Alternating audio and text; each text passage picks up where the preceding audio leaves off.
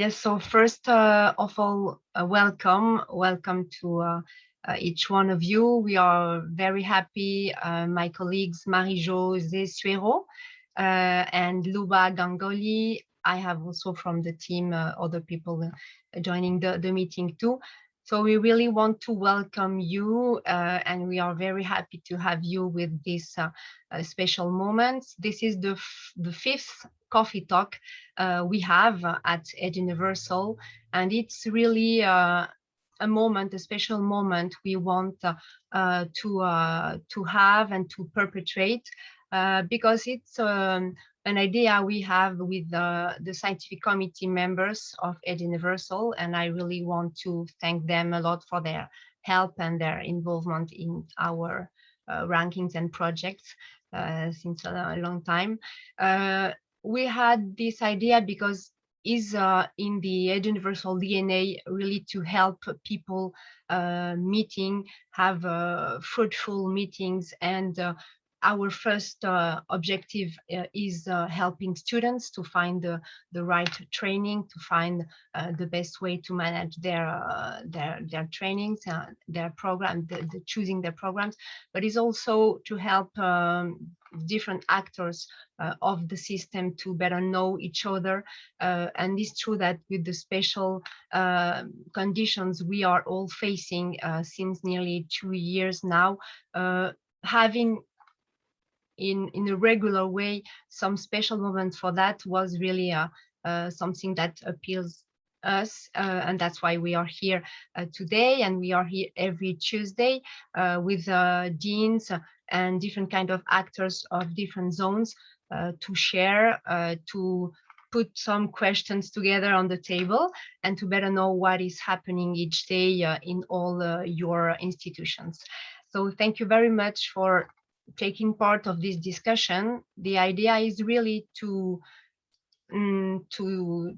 share and to give your opinions, to talk together. That's why we are not in a webinar session, but really a meeting.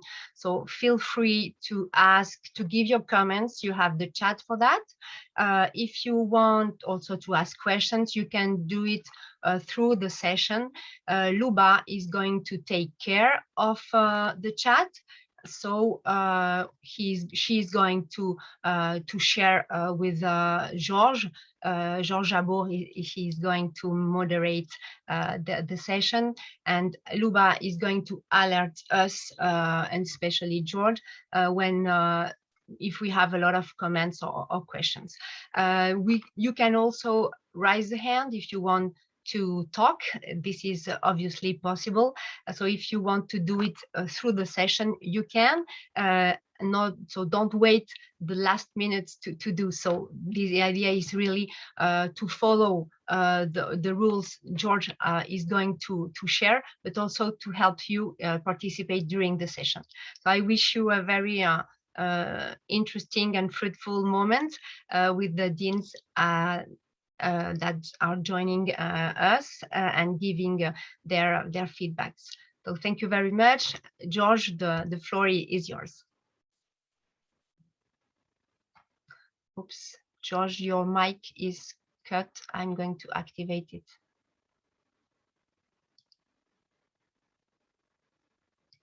I don't know what happened with your... Thank you, Cecile. Okay. I was on mute. Thank you, Cecile, and hello, everyone, and welcome to this session of Coffee Talks about how North America Business School reacted to the pandemic. We have 3 distinguished speakers with us who is going to discuss the issue. And in my mind, I had a plan to have about 40 minutes of discussion and then keep the questions till the end. But Cecile said something different. But for better organization, I can look at the questions and I can combine them with mine. Join me, please, to introduce our distinguished speakers. We have Dr. Anuj MEHROTRA, the Dean of the Business School at the George Washington University. We have Dr. Anthony WILBON, the Dean of the Business School at Howard University. And we have Dr. Isabelle BAJEUX, the Dean of the Tepper School of Business at Carnegie Mellon University. Thank you for your participation. My first question is for the three deans, but I'm going to start with Dean BAJEUX. The question is, how did you react to the disruption caused by the pandemic? Thank you. Thank you so much, Dr. Jabbour, and it's a real pleasure to be here with you today. So I would say we learned a lot during the pandemic, and we're actually still learning because unfortunately it's not over. Like other schools, we had to pivot and move our courses online in a matter of days. We were fortunate to be in a position of already delivering online hybrid education. We have an online MBA program. We have an online MSBA program in business analytics. So we didn't have a steep learning curve like maybe some other schools had because of this experience. Our educational model is very resilient. So we were able to continue to deliver high quality business education with, I would say, relatively minimal disruption. That said, we still learned a great deal, and we do continue to refine our programs. Thank you, Dean BAJEUX. Now I would like to ask Dean MEHROTRA to answer the same question. You are on mute. Thank you, Dr. Jabbour. And first of all, let me say thank you for including me in this panel. And I'm really happy to serve on this panel with my distinguished colleagues from Harvard and Tepper. So I think very similar to what Dean BAJEUX is saying, we were in a sense well prepared because we have had not just our graduate programs, for example, in our MBA classes, they actually had been taking hybrid classes. So they have a choice of taking an in-person class or an online class. We had thankfully, even the pre-pandemic, really invested already in a instructional design studio. It helped that because of that. And also because our faculty were used to teaching online, the learning curve for our faculty was much lower. Now, what has happened, however, is that because everybody pivoted to online, it helped develop a deeper bench of the faculty who are more comfortable in doing things online. So the bigger part, and having the staff associated with the instructional design also helped, figure this out. The bigger part is, of course, because of the kind of students we attract, they are more interested in global and experiential learning opportunities, and almost every program of ours has these embedded in the curriculum or as part of the program. And that was where we really had to work with partners around the world, and they range like probably 20 different countries, where we had these projects going of consulting abroad projects, for example, in our MBA program of our students in the undergraduate program. Those we had to really quickly turn to virtual mode. And those were difficult to do in the beginning because they were already ready to travel, for example, all these students to various parts of the world. But again, we have a whole set of staff dedicated to global and experiential education. And that again helped very quickly work with the partners in a way, making lemonade out of lemon, because all our partners had been going through the COVID part themselves, and our students learned on how the world was reacting. And eventually after, the experience ended up being good. But that was the bigger part, the global and experiential education part, to convert that into meaningful and really educational opportunities for our students. The moving classes to virtual part was not as big a learning curve for our faculty or our students either. So that's I think how we reacted to it. Thank you. Dean WILBON? Yes, I have to apologize. I have a technical problem with the camera here, but I'm certainly going to answer the question. Similar to my colleagues, we had some online programs in place. We've been doing an online executive MBA program for a number of years. We had also started an online MBA program just around the time as the pandemic was starting to hit. So we had some experiences in that. The university overall did not have a lot of online activity, however. And so what we attempted to do, and we actually hit the learning curve pretty hard, was do a huge push on the training of our faculty to make sure that they came up to speed. We also did a major upgrade on the technology. All faculty were given upgrades in computers and other things to make sure that everybody was comfortable and had the tool set in order to do what they needed to do.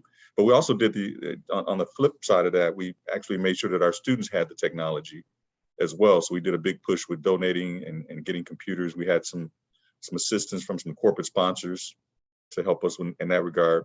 So there was a kind of a big push on both sides of the table to make sure we had a very thorough approach to creating a curriculum that would be successful and make sure the students could get what they needed through this process. Excellent, thank you. My second question is for Dean MEHROTRA.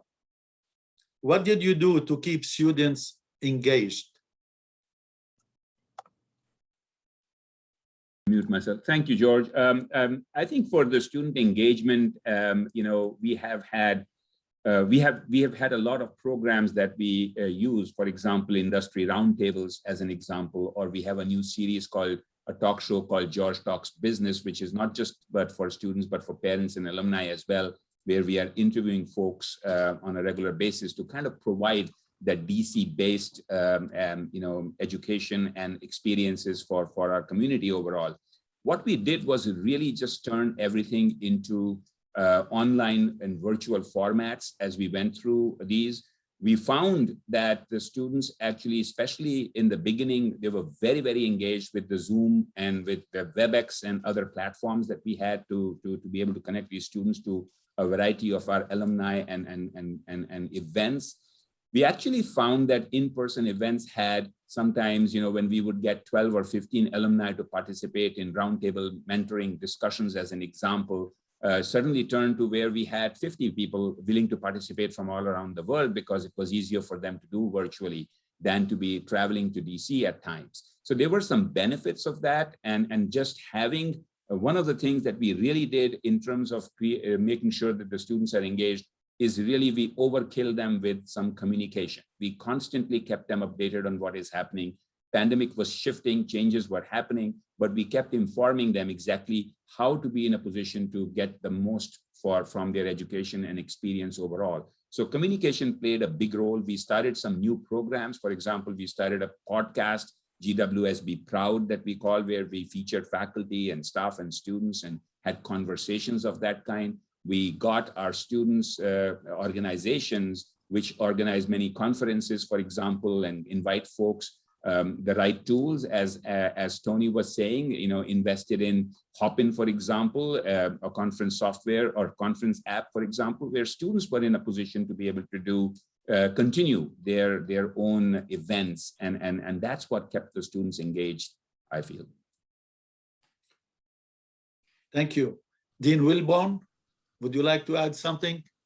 Absolutely. And one of the things that we uncovered throughout the entire pandemic, particularly as we started going virtual, is that there was, as all of you probably are aware of, there was a great deal of burnout from the whole virtual space and the transition itself.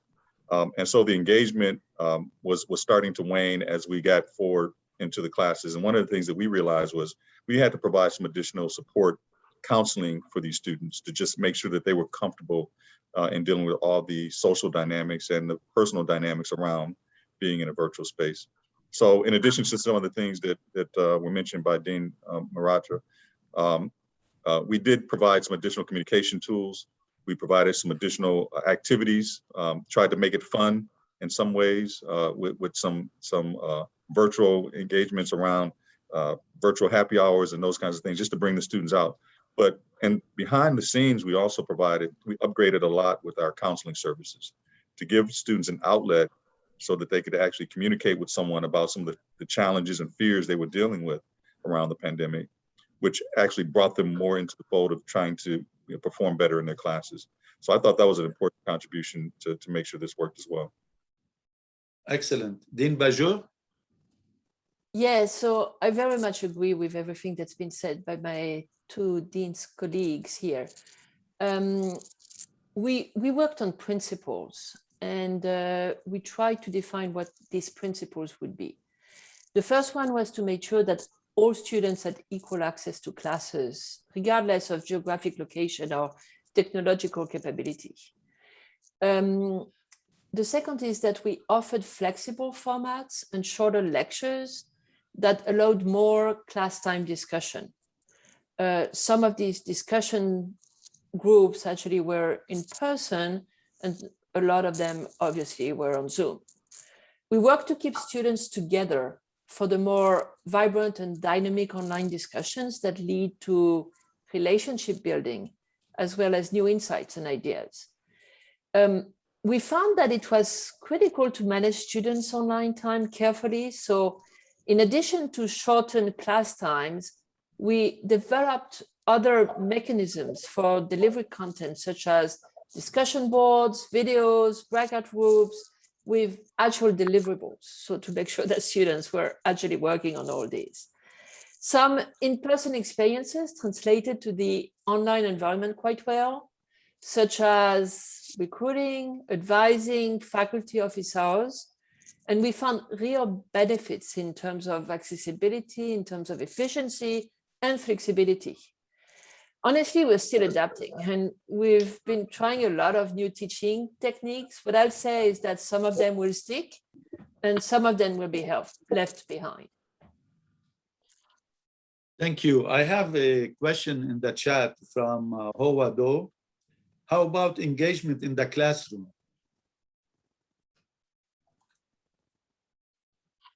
Well, George, I can take that. I think some of our faculty, like what Isabelle was saying, and our staff for that matter, in some ways to be making sure that they were the students were engaged, had one-on-one sometimes office hours for our students, so that there were times when, as some students who were not in a position to use the technology to its fullest capability to really attend, for example, a synchronous session, they certainly had access to a tape session, but there is nothing like having that conversation with the faculty member. And I think many of our faculty reached out to students to offer, individual 15 minutes, half an hour per week kind of sessions. And not so many students took advantage of it, but some did.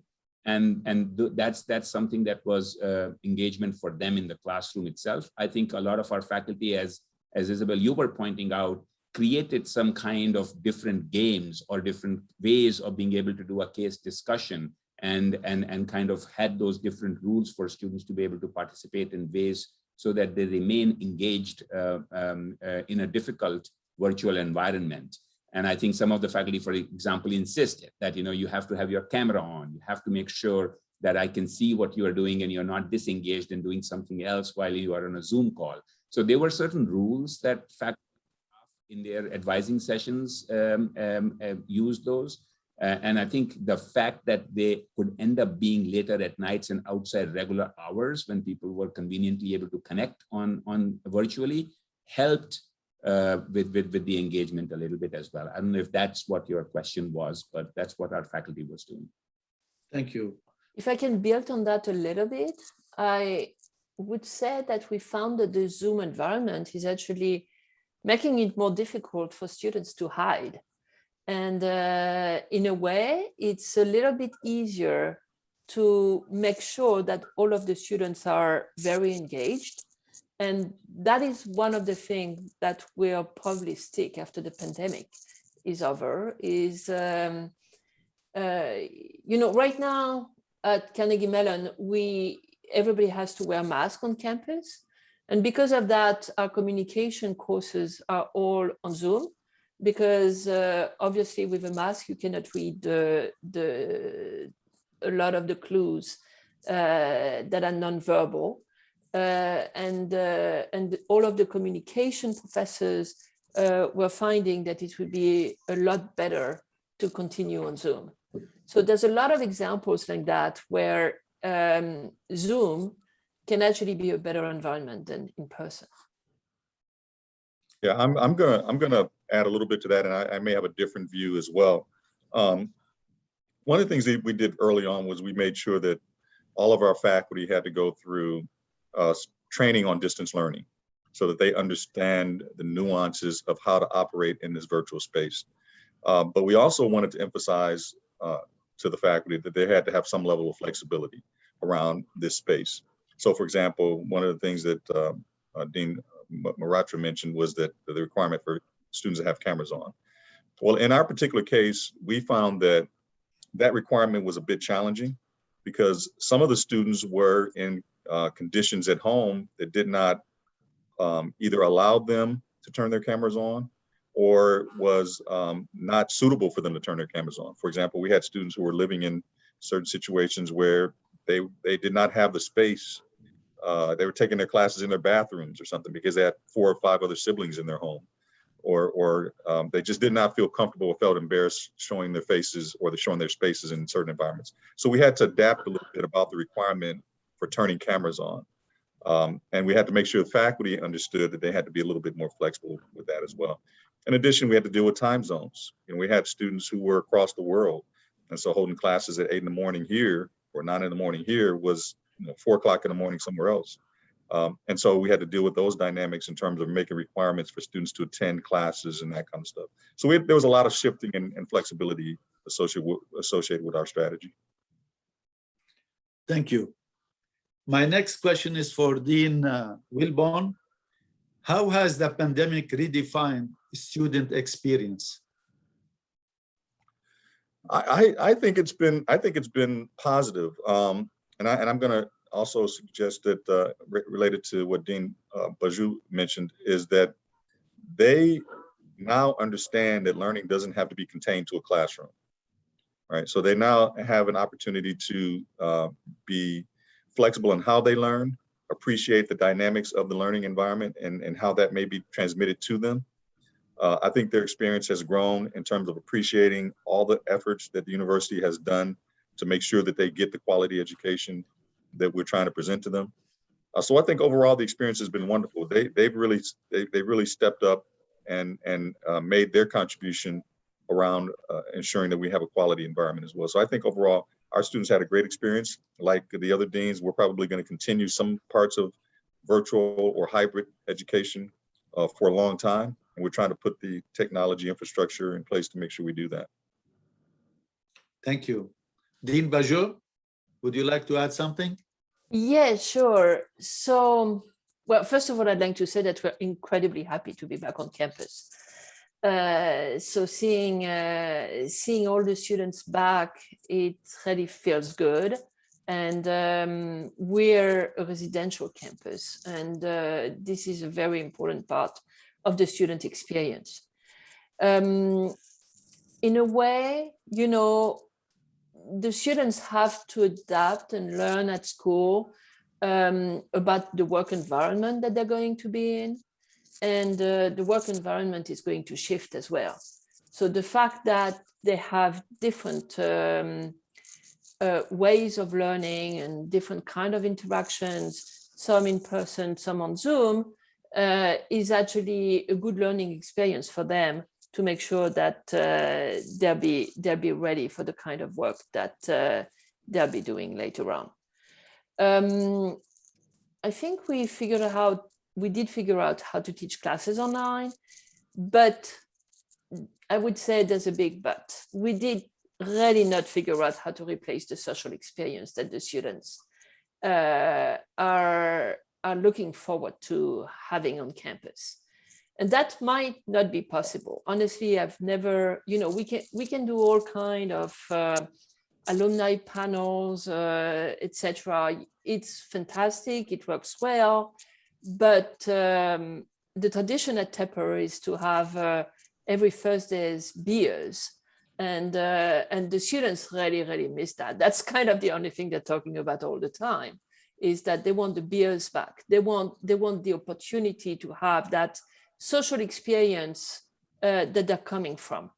And online education has some limitations, and having that opportunity to interact in person is so important and so valuable for our students. So these human connections, this networking, the relationship building are really critical when we're thinking about business education. So we're trying now to figure out what is the best of both worlds, what works best online and what is most valuable about in-person education. And that's still a work in progress. Thank you. Dean MEHROTRA, would you like to Well, add? I think our experience is kind of a combination of the two. On the positive side, I think having more alumni participate in things, having conferences where suddenly from 100 people attending to 400 people attending from student perspective that they were organizing on various platforms, all of those are good. But I do agree that I think there is another factor where there is a level of Zoom fatigue. There is also a level, as Dean WILBON was pointing out, where not every student may be in a position to be really able to leverage the online experience as some others can, which creates a Zoom fatigue. And also it creates some level of social anxiety and disconnect from which is not possible to do except when you are actually having in-person experiences with your other friends and in student body. So I think there is that element of it, which if this is going to be, the key part is to create that mix, the hybrid part where we do utilize the benefits of online, but there is nothing to replace the student experience in person. And that's why, like Dean BAJEUX, we are very happy to see the students back on campus. And I can tell you the students are happier to be back on campus, not talking about their parents who are even more happy for their students to be back. Thank you. My next question is for Dean BAJEUX. What were the outcomes that ended up benefiting students, staff, and faculty? Yeah, thank you for that question. So we've already seen a benefit to our students who are now more experienced with the new hybrid environment. If I think about the full-time MBA class of 2021, for example, nearly all summer internships for this cohort were virtual. The recent campus recruitment activities were also virtual. I would say, fortunately, the virtual environment created more opportunities for students than before, because recruiters widened their recruiting efforts to a broader set of schools. And Carnegie Mellon is located in Pittsburgh. We not a very big school in terms of number. So in some cases, it's been challenging to get recruiters to come to campus because it's a little bit out of the way. The pandemic has tested and proven what is possible in terms of remote work and learning. And I believe we were already trending towards a more remote workplace anyway. But the pandemic obviously accelerated this change for businesses and for universities alike. With this crisis, we were really forced in higher ed to reinvent ourselves overnight. And that's quite something, right? Because if you think about higher education, it's quite a conservative place in terms of making changes. Changes are well thought, take quite a long time. We have a lot of processes. So this was a huge shock, you know, if we were trying to get our professors to go teach online, typically we would find a lot of resistance from a lot of them. Now they all want to do it, which is amazing. But I believe that collectively we will be stronger and what's most important for me, more agile.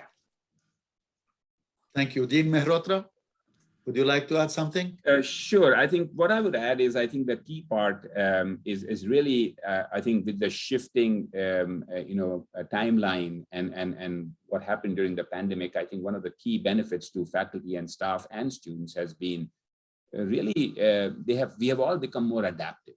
So I think that's the part that has really helped. I think there were some opportunities on the bright side for students, which they did not have earlier on. Now they were, because of being virtual, they were in a position to explore friendships and student body outside of their program, in which if they were in person, they may have been restricted to that. They certainly had more exposure to alumni, more meaningful experiences because they could be put in smaller breakout rooms to be able to converse with them. And I think as you point out, I think one of the benefits from the faculty perspective is that there were certain faculty who may have been closed to the idea of online instruction. And now having gone through it and seeing the benefits and adapting to it, they actually have found ways to do certain things better online than they were in a position to even do in person. So there's this benefit of exchange of things which might be good for the future in mixing the technology and the in-person experiences appropriately and designing pedagogy around it. So there are some benefits that we have faced, where we have certainly experienced. Thank you. Dean WILBON? Yeah, that same experiences. Those were great responses. From a university perspective, as Dean BAJEUX mentioned, universities are slow to move. And so it really forced us to upgrade our infrastructure to make sure we could adapt to this environment. We were on a very slow pace to transition to an online environment. We needed to upgrade our technology to do that. But this particular pandemic kind of forced us first hand to make sure we were ready. And so that was a great benefit to us. I like the response around student exposure as well, because I give you an example. We have a career fair in the School of Business that we host every year. And we usually have about 150 kids participate with about 50 companies. We did a virtual career fair and we had about 150 companies and about 800 students participating. And so it really broadened the exposure for the students to be able to have access to things and companies and organizations that would not normally come to campus. And so that was a great benefit to our students. But I think overall, the biggest benefit is that we all learned a great deal about what is possible around pedagogy and how you actually execute it. That was the biggest thing, I think. The fact that we don't have to be in a classroom and in that, in between those four walls to make learning happen was something I think was a great benefit and allowed us all to understand that we can do this differently, and we probably will need to do it differently going forward in order to be competitive. Excellent points. My next question is for Dean MEHROTRA. What would be the long-term impact on learning and the future of business education? Thank you. I think one of the things that I feel is a long-term thing is I think faculty and staff will really likely think first about what are we trying to teach and accomplish, and then kind of match the answer to the right modality or platform, rather than applying a single solution to every class or event or student service for that matter.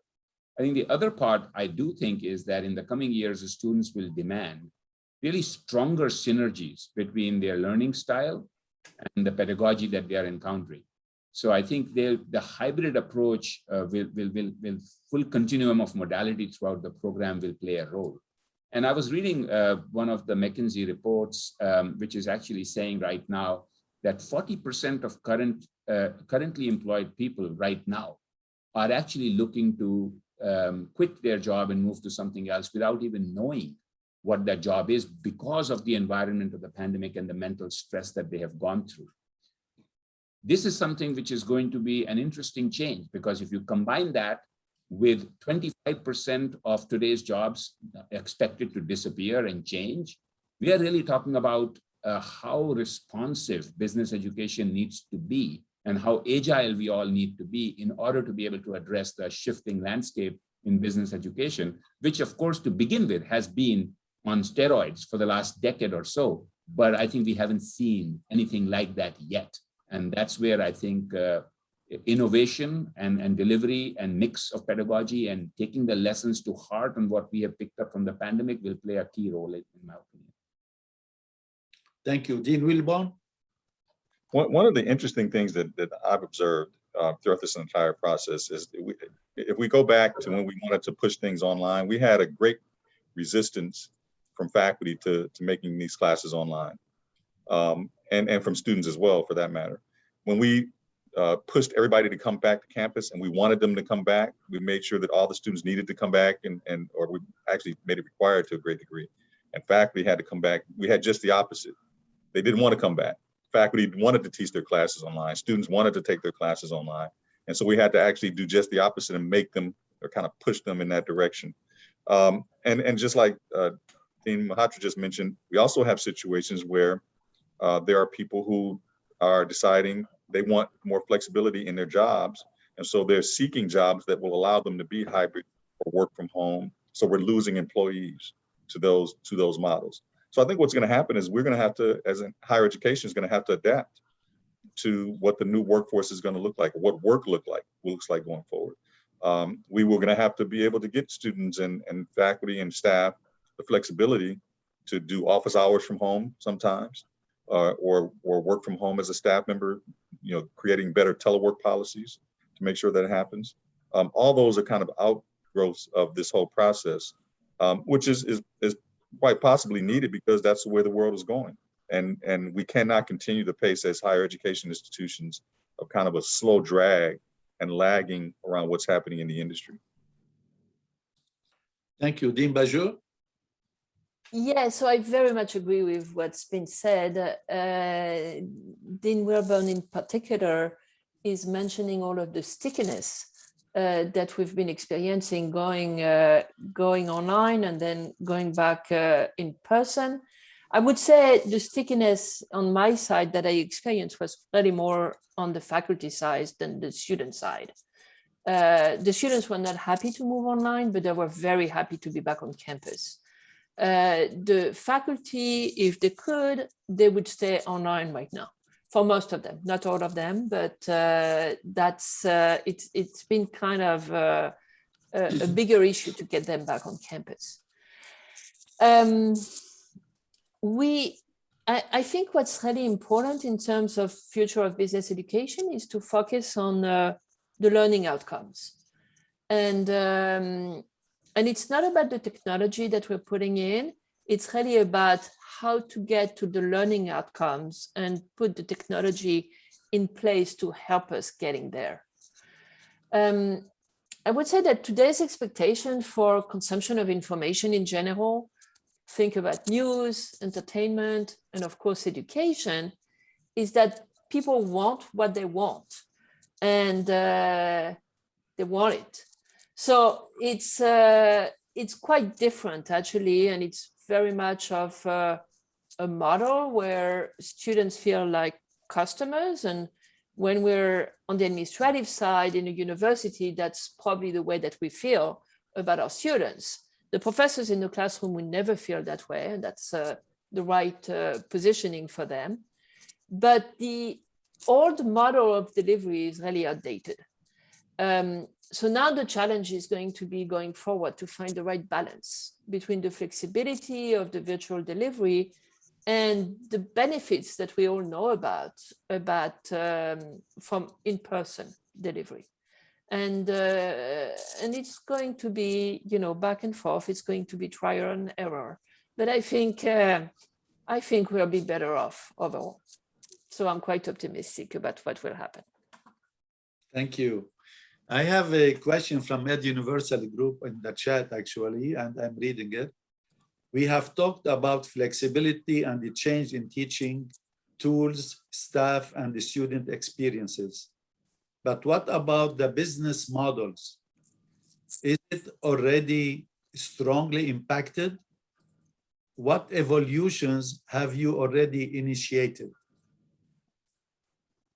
So if I can, please. I think there's in general a wrong perception among students, which is that if it's online, it's very cheap for the universities to provide. And that could be true in certain cases. But when you want to do proper online education, it's actually incredibly expensive, I would say. It's incredibly difficult to do it properly. And it does require a lot of resources to be put in. And that's something that I believe is a matter of educating our students, that online education is not born equal. And depending on how you're doing it, the cost structure is very different. And well, what I can tell you is that the way we're doing it here is actually as costly as doing in-person education, even though they don't get the beers every week. I'll also add to that with regards to perceptions, there also is the perception that somehow online education is less quality, of a lesser quality than face-to-face or residency education. So we're battling that as well as we roll out various online programs. The expectation or the thought is that somehow if I'm taking it online, it should be easier I shouldn't have to do as much work and so forth. And we have to really fight that battle. But I also want to touch on, when we talk about business models, one of the things that one of the deans just mentioned is we have to shift our focus to outcomes, right? And that's not only with students, but with all faculty, staff, and so forth. We cannot focus our attention on what hours they put in. We really have to focus on what is the outcome, what is the end result of the work that you're doing. And we're going to have to figure out probably how to embed that in the classroom as well, so that the emphasis is on what are the end results, how do we assess that outcome in a way that's going to demonstrate what the quality of the program is.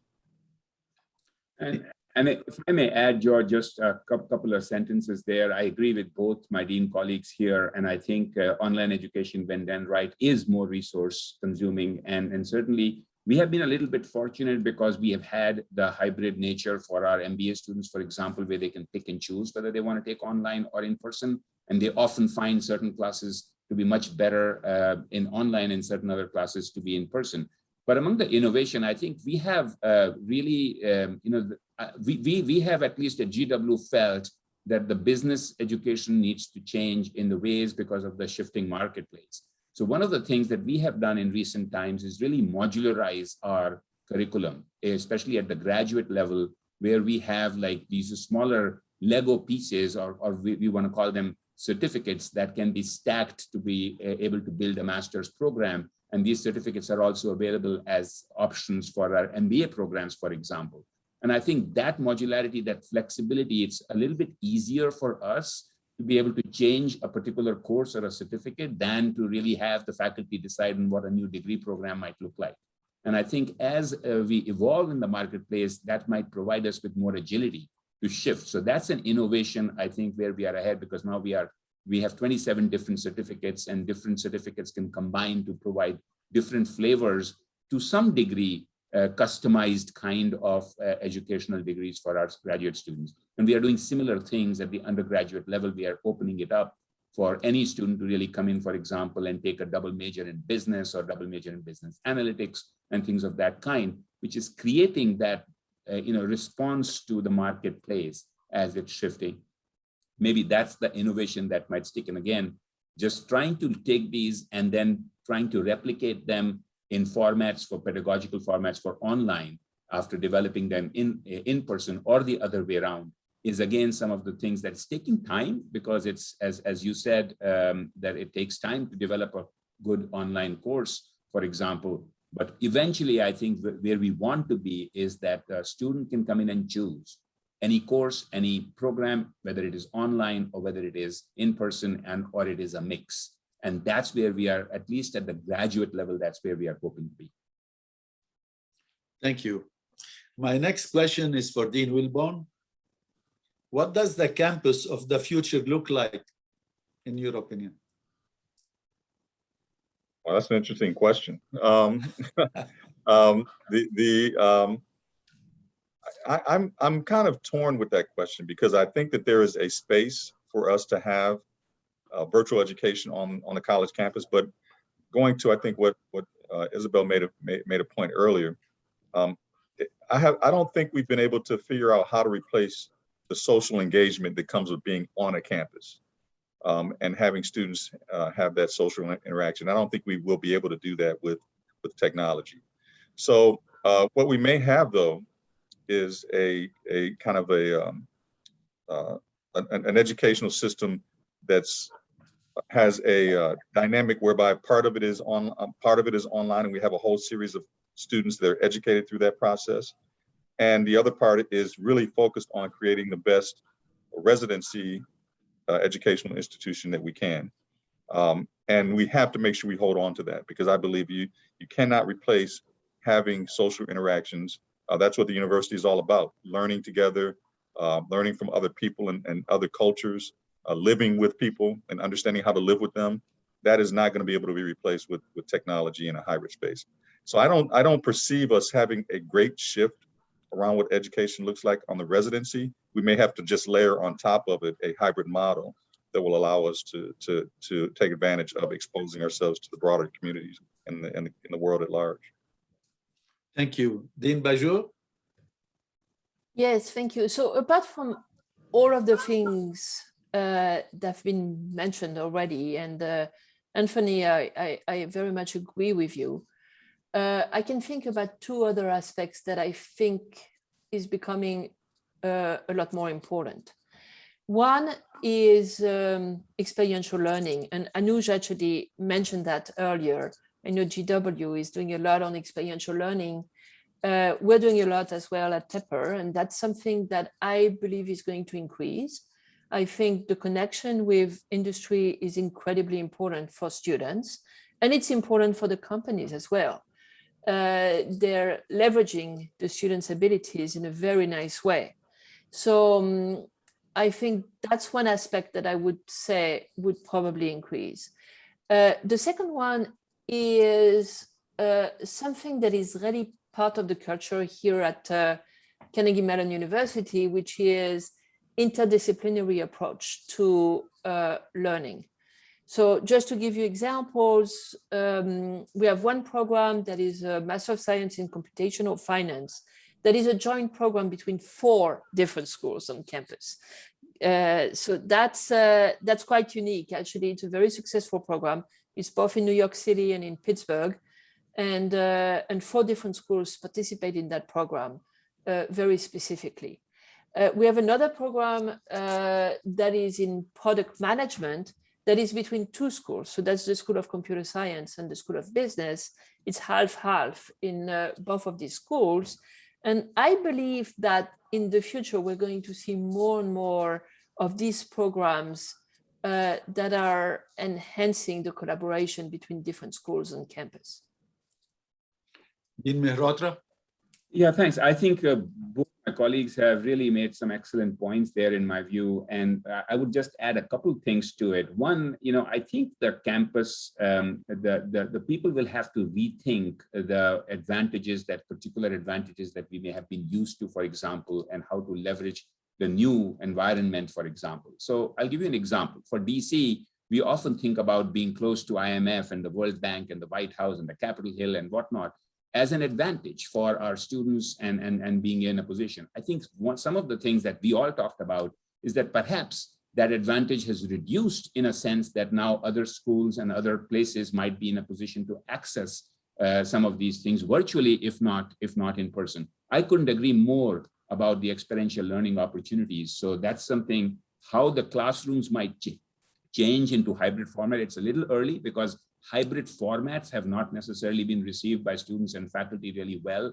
simultaneously for folks who are attending, for example, something in person and some being on virtual. But with the technology investment in the future, that is a possible on how we will be thinking about space will potentially change.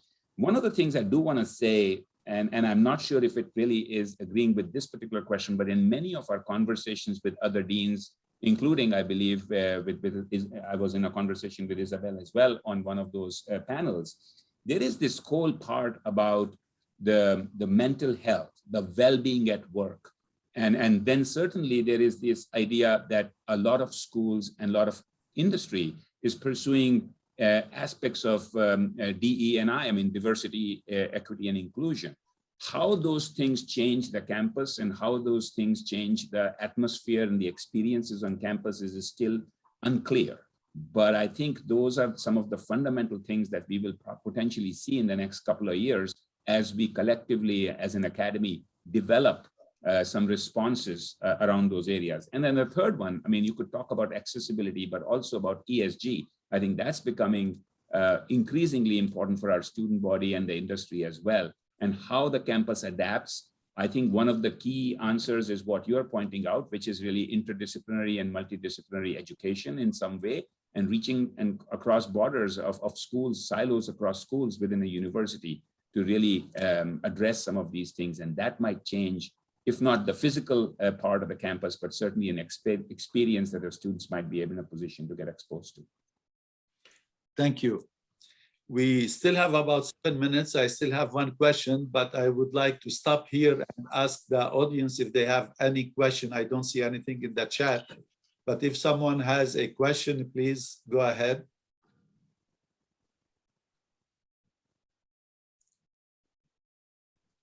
I don't hear anyone questions. I don't see anything in the chat. I will go ahead with my question. How has the pandemic impacted the student outcomes, in particular related to placement? Who would like to start? I can try to take a stab at that question. Okay. To be honest with you, last year, placement of students was not significantly different than it was in the years prior to that when we were not in a pandemic. Students were able to use the platforms that were created to do interviews and job searches. The companies were actively engaged. Again, as I mentioned earlier, we had a lot more companies come to our campus to recruit. And the students were, I don't think we saw a significant drop in our placement rates at all. This year, it's a slight different change. Again, I mentioned our career fair that we had last year that was pretty successful. We're doing the same career fair this year, and we're having a hard time getting the students to buy in, to participate. And again, I think it may go back to the Zoom fatigue issue. We took a series of students to a conference that is usually pretty well attended a couple of weeks ago. And the attendance was significantly larger than it would have been in prior years, because I think people are anxious to get out. And so it remains to be seen whether there's going to be an uptick in the placement numbers. But I think that we're seeing a situation where companies are still going to recruit by us. We're still getting a lot of companies coming in to recruit here from a lot of different places. We're still trying to work through how we actually fix the placement methodology, whereby we match the students correctly with the careers that they want to achieve. And so it's kind of an uncertain place right now, because we're in the middle of the recruitment season, to see whether that shift back from virtual to face-to-face is going to have a significant change in what the outcomes are going to be. Thank you. I can try to answer that as well. So it's quite interesting that at Tepper, when we're looking at the full-time MBA class of 2021, we actually achieved the strongest employment outcomes in more than a decade. So it's been incredibly good for the students.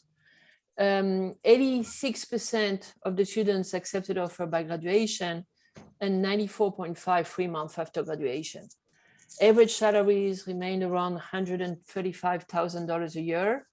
And all of the students continue to attract very impressive offers for roles in consulting, technology, financial services, healthcare, and others. As for the summer internships, 100% of our full-time MBA who were seeking a summer internship last summer found one. So we didn't see actually a slowdown, actually quite the other way around. And we're very happy about it. We hope that this will continue. But I would say that in general, we're very proud of all of the collaborative efforts of the students, the faculty, staff, and alumni. And all of that resulted in competitive employment outcomes, especially last year. Thank you. Dean MEHROTRA? Yeah, I'll add just a sentence there. I think we have had very similar kind of experience as Carnegie Mellon in terms of being able to get a lot more outreach and placements in places where our students had not been placed before, because we've had alumni from some of the schools where we were not the school that they would normally visit, but alumni were able to arrange and get those students recruited from the school. And one of the things that has helped us is because we have a different, we are trying a novel idea about how to be in a position to prepare students. We call it a communities of practice approach. For example, in consulting, we have a whole community of consultants and alumni, et cetera, where the students who are selected for that program go through intense experiences outside of the classroom to prepare. And those kind of communities have become a little bit easier to manage virtually. They were very intensive to manage in person. So that is a positive as well. If we can scale them, that might actually be very helpful for our students as well. Thank you. I see one hand raised. Gloria, go ahead. Okay, thank you very much, and good afternoon from Accra, Ghana. The presentations paint the picture of perfect and preparedness for online teaching. So the COVID really did not make any much difference, unlike to most of the institutions in Africa here. But I want to find out from you if you have some experience you want to share with online exams, because we have a few challenges with online exams, the credibility of the exams, the integrity of students not sharing notes because of the online exams. If you can share your experience with the online exam, that would be great. Thank you very much.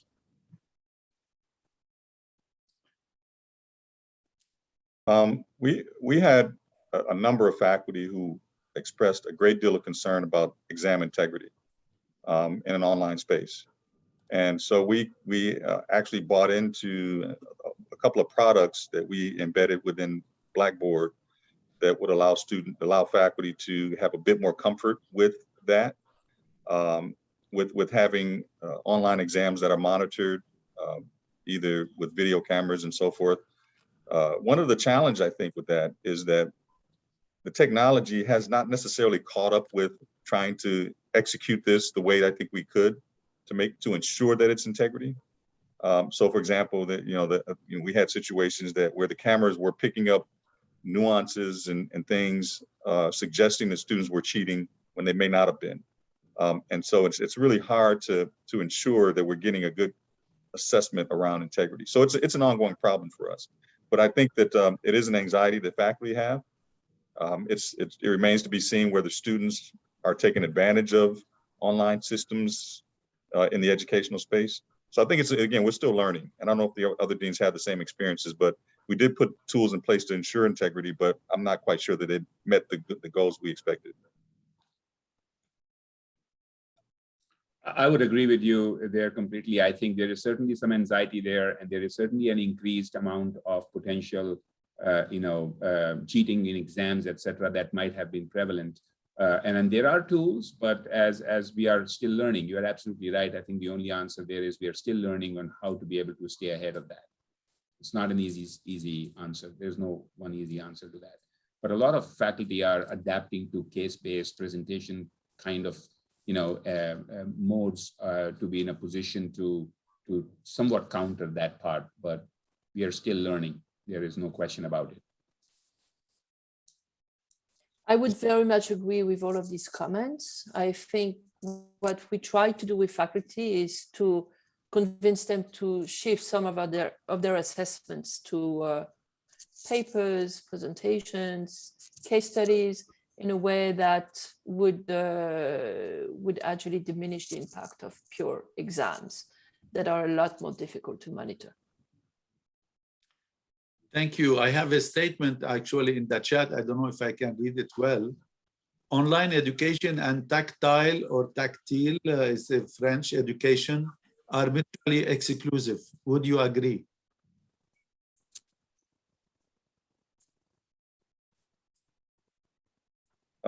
I guess that's an interesting statement. I guess it depends on how you define tactile learning. I guess my understanding is it's more of it could be determined as more hands-on doing, learning by doing kind of situation. And I guess the interpretation is whether you believe that physical hands-on is more important than having a hands-on experience that is not physical. So it's kind of difficult, I guess, for me to say whether they're mutually exclusive or not. I think that you can have a experiential experience in an online space. So I guess, again, that's a more complicated question maybe than I can probably answer in this short period of time. I'm interested in what my other deans would think, but I would say right now that I probably would conclude that it's not mutually exclusive. I would actually concur with you. I think they're complementary, but there may be certain fields which I'm not thinking about outside of business where there may be, for example, dance. I don't know if it is something, music related or, things where my brain doesn't work at all. Those are the kind of things where there may be possibilities where there may be more mutual exclusiveness, but I do think there is a complementary part to online and tactile education, at least in the business environment to some degree. Isabelle, anything to add? Yes, well, we have a College of Fine Arts here at Carnegie Mellon with you know, musicals, dance, all of these pieces, or even visual arts, and that's a lot more difficult to do online.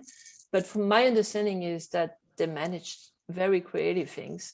Well, they're all about creativity, so they came up with very creative ways actually to still engage the students. But I also understand that the students are very happy to be back on campus. Thank you very much. We are 4 minutes over time, actually. I would like to thank you all for participating. I would like to thank especially our deans who participate in this panel. I appreciate your help and support. And I thank also Eduniversal Group for taking care of the technology and making this happen. Thank you all and have a good day. Thank Bye-bye. you all. Thank you. Thank you for being with us and sharing your insights and visions.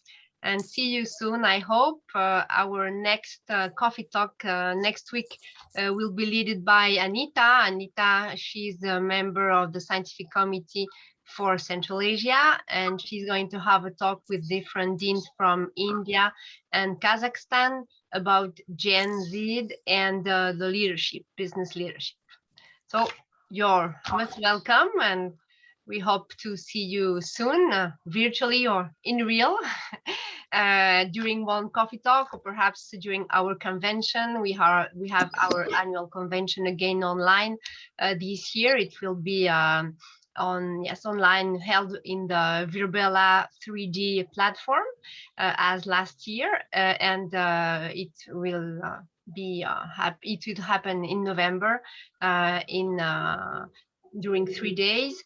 And we are managing to have really engaging sessions about culture, about personal experience, trying to make all the attendees really involved as you are doing with your students. So thanks a lot and have a nice day, afternoon or night, depending on where you are. Take care. See you soon. Thank you. Thank you very much. Take care. See you.